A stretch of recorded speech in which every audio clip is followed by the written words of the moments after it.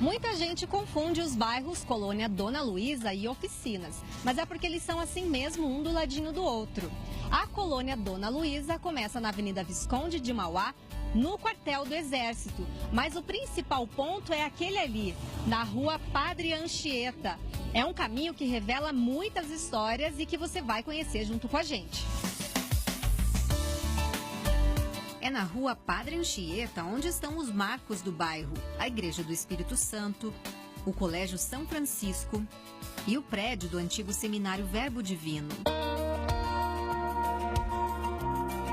Foi a história do lugar mais famoso do bairro que chamou a atenção da Ana Paula. Ela é pedagoga e se dedicou a uma pesquisa sobre o seminário. O interesse foi despertado pela família que construiu a vida nessa região e nesse lugar. Surgiu na faculdade, né? Então, nós estávamos tendo, na época, a disciplina de História da Educação e a professora propôs que nós escolhêssemos um lugar que tivesse uma história da educação, certo? De educação e aí a gente optou, né, meu grupo na época optou por escolher o seminário. Até eu influenciei um pouco nesse sentido porque o meu avô trabalhou lá durante anos e como eu não conhecia ele, eu queria ter essa proximidade, né, com ele, conhecer um pouco mais sobre a história. O seminário sempre foi uma referência na região. Os tios da Ana Paula estudavam lá e o avô começou a trabalhar com os sacerdotes como caseiro. Por isso, a família toda saiu de Rio Azul e se mudou para Ponta Grossa em 1965. Principalmente para as pessoas que puderam estudar lá, eu acho que foi um grande avanço, porque era uma oportunidade para muitos, né? Então, ele surgiu em 1903, com uma iniciativa do padre João Lux na época.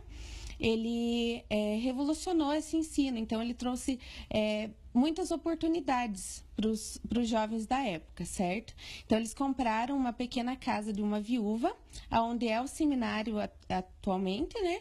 E aí eles colocaram alguns internos lá. Mas esses internos estudavam no Colégio São Luís, que era ali no centro, onde é o prédio atual, certo? Aí, depois de algum tempo, esses alunos ajudaram na construção do seminário, que iniciou precisamente em 1935, e ele só terminou de ser construído em 1970. Hoje não tem mais sacerdote por aqui, mas o foco ainda é o mesmo. O local agora abriga o Centro Estadual de Educação Profissional, uma escola técnica que conta com 1.350 estudantes, 115 professores e 7 cursos. É uma escola pública gratuita com excelentes cursos. É preservada algumas coisas, né? A fachada da escola ela é preservada, é um ambiente muito bonito, é uma das escolas mais bonitas do Paraná, né? Se não fosse pelo seminário, a casa da família da Ana Paula, que se mantém preservada até hoje, não existiria. Ela foi construída pelos próprios familiares e guarda até um altar feito com imagens trazidas da Polônia. A mãe da Ana Paula gosta de se lembrar dessa fase. Era um local assim bem... dá para se considerar uma zona rural, porque não existia casas, eram apenas 3 casas na vizinhança, mais afastadas. Onde nós moramos hoje era assim, mato mesmo, fechado, meu pai teve que desbravar. A estrada era precária, porque era uma estrada de terra. Ele começou a crescer mesmo a partir do momento do surgimento do núcleo Santa Maria. Ana Paula não viveu nessa época, mas faz questão de preservar a história. E o trabalho dela não poderia ser num lugar diferente, o Colégio São Francisco. O colégio também foi e continua sendo um lugar importante para o bairro. Ele surgiu após a chegada das irmãs franciscanas. Foi por meio da irmã Caritas, ainda na época que era madre, e no qual elas vieram por convite dos padres berbitas. E onde elas começaram esse projeto, elas compraram o terreno, foram pagando aos pouquinhos, e com o intuito de ter uma escola aqui na Redondeza, né, para educação e formação das crianças. A dona Estela se recorda com emoção dessa época. Inclusive, o marido ajudou a construir o prédio da escola. A gente fazia um mutirão, reunia várias pessoas que estavam disponíveis naquele dia, onde o meu marido também sempre participava, né? E faziam o negócio funcionar mais rápido, né? E depois que começou a funcionar também, a gente sempre continuou participando, sabe? Os filhos, netos e até bisnetos também ajudaram a construir essa história como alunos ao longo dos anos. A escola se modernizou, aumentou e hoje tem cerca de 300 alunos. Não só a escola, mas o bairro cresceu. Em 2010 eram 16 mil moradores, agora já são 27 mil. Aqui o pessoal é muito acolhedor, né? E tem um diferencial também na nossa região, que é um bairro mais antigo. Então o pessoal aqui é mais antigo. Todas aquelas questões de um bairro novo, de índice de criminalidade, tudo isso já passou. Então agora o pessoal se conhece muito, é como se fosse uma cidadezinha, né? Distante do centro da cidade, e que todos se conhecem, já ouviu falar, eu já conheço, vem morador novo, a gente sabe quem é. Essa é uma das primeiras casas a serem construídas na colônia Dona Luísa e que se mantém preservada até hoje. Ela pertence a uma família de alemães que veio a Ponta Grossa em 1924, depois de sofrer uma situação ruim após a Primeira Guerra Mundial.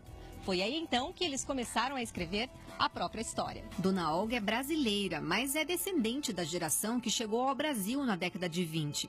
Ela aprendeu a cultura germânica com os familiares imigrantes e, inclusive, fala a língua. Dankeschön für das Besuch. Obrigada pela visita. Ela conta que o pai chegou a Ponta Grossa com 6 anos de idade e, mesmo pequeno, puxou pedras para construir a casa. Já adulto, ele ajudou a implantar o comércio no bairro e leva até o nome de uma rua na região. Meu pai tem um açougue. Quando ele casou em 40, eles moravam naquele local como açougueiro. Em 7 anos ele construiu o açougue dele próprio ali na Visconde Mauá, 1467, nunca esqueci.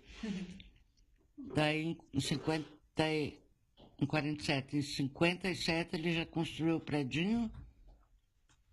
Daí ele trabalhou um bom tempo, daí ele deu reumatismo e não pôde mais trabalhar, daí ele vendeu e comprou a chácara dos irmãos. A filha da Dona Olga tem até um fato engraçado sobre essa casa. Vivi toda a minha infância aqui na casa, né? Então, são histórias até mesmo dos vizinhos dizer que a casa é mal assombrada, não sei o quê. Que não era assombrada, que não existia energia elétrica aqui até 65. Então, eles andavam de lampião e os pijamas eram feitos de tecido de saco de açúcar.